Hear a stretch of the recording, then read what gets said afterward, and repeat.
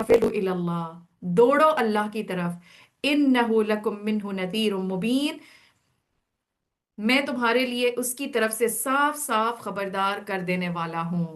बहुत ही खूबसूरत आयत है, बहुत मोटिवेशनल आयत है।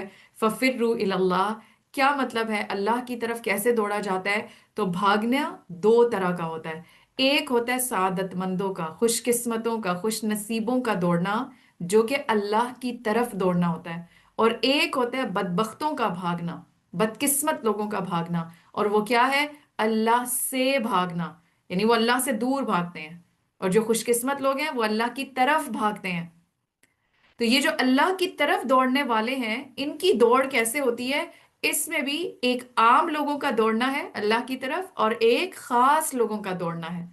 अब हम में से हर शख्स अपना जायजा ले सकता है। पहले तो ये सोचें कि क्या वाकई में हम भी चाहते हैं कि हम उन लोगों में शामिल हो जाएं जो अल्लाह की तरफ दौड़ते हैं, खुशी खुशी मोहब्बत में।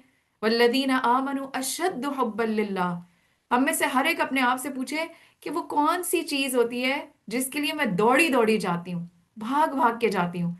और उस दौड़ने में जो खुशी होती है, जो जज्बा होता है, जो एनर्जी होती है, तो उस कैफियत को याद करें और फिर देखें कि जब हमें अल्लाह की तरफ बुलाया जाता है, या जिन कामों का अल्लाह ताला ने हुक्म दिया है, मैं उन कामों को करने में कितनी तेजी दिखाती हूँ, उस मामले में मेरी दौड़ कैसी होती है। तो आम लोगों का अल्लाह की तरफ दौड़ना कैसे होता है?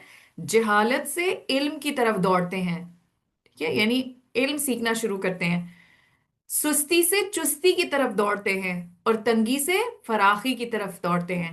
अब आप सोच रहे होंगे कि अच्छा, अब यही तो दौड़ होती है, अब इससे ज्यादा और कौन सी दौड़ होगी ना, कि जब आप जहालत से इल्म की तरफ आ जाएं, सुस्ती अपनी छोड़ दें, चुस्ती की तरफ आ जाएं, और तंगी, जहां जहां पे आपका दिल नहीं करता अपना माल देने को, अपना वक्त देने को, या किसी को उसका हक देने को, तो अल्लाह की तरफ दौड़ने की वजह से दिल में वुसअत पैदा हो गई, फराखी पैदा हो गई, इंसान खुल के अब कर रहा है, बढ़ के अल्लाह की तरफ दौड़ रहा है।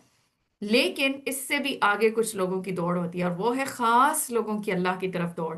और वो क्या है? कि वो खबर से मुशाहिदे की तरफ जाते हैं, यानी वो सिर्फ एक सतही इल्म उनका नहीं होता, वो एक यकीनी इल्म को हासिल कर रहे होते हैं, और इल्म और अमल को पुख्ता करके बातनी खुशू की तरफ दौड़ते हैं।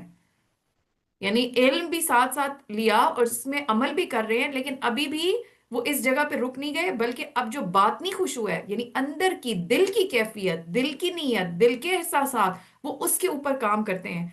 जाहिरी के साथ बातनी इस्लाह की भी फिक्र करते हैं।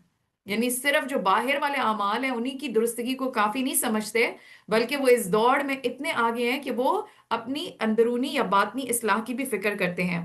जाती लज्जतों को छोड़कर खालिस अल्लाह की पसंद के कामों की तरफ दौड़ते रहते हैं।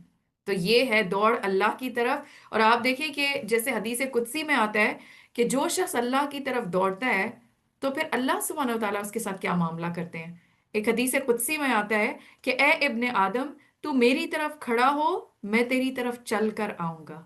यानी अभी सिर्फ खड़े ही होंगे ना, खड़े होने का क्या मतलब है? इरादा ही कर लिया, तो अल्लाह ताला चल के आते हैं।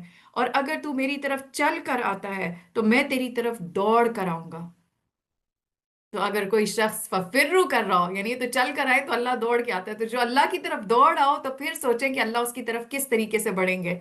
और एक और हदीस कुदसी में आता है कि अल्लाह ताला फरमाता है, अगर बंदा मुझसे एक बालिश करीब होता है तो मैं उसके एक गज करीब होता हूँ, और अगर वो एक गज मेरे करीब होता है तो मैं उसके दोनों हाथों के फैलाव के बराबर उसके करीब होता हूँ, और अगर वो मेरी तरफ चल कर आता है तो मैं उसकी तरफ दौड़ कर आता हूँ।